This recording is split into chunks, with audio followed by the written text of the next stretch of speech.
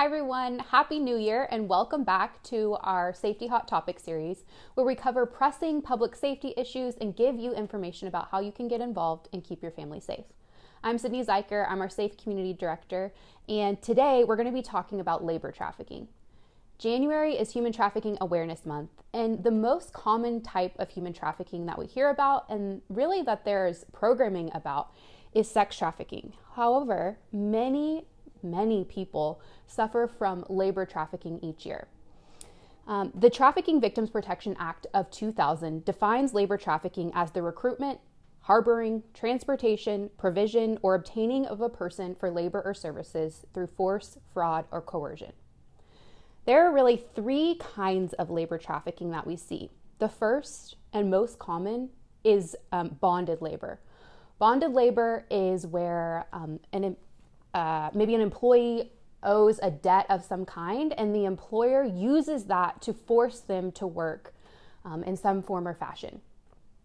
The next kind of labor trafficking is forced labor. This is where someone is forced against their will to engage in a kind of labor that they may not want to do. Often this is hazardous to their health or well-being in some way. The final version of labor trafficking is child labor. This is a form of work that children are forced to do that affects their well-being and overall safety. There are lots of children across the world who really are victims of labor trafficking each year. So how do you detect labor trafficking? First of all, you want to look for people who often report that they have a large debt to pay. Maybe they say that they owe their employer a lot of money or a recruiter a lot of money. This is not a common thing that should happen if labor and employment is completely above board. The next sign is if someone does not have control of their own governmental documents. Maybe that's a passport or a working visa. If they are not in possession and someone else is holding those documents for them, that is a huge red flag or sign of labor trafficking. Finally, a sign of labor trafficking is if someone is living in dangerous or overcrowded conditions or if they're living with their employer.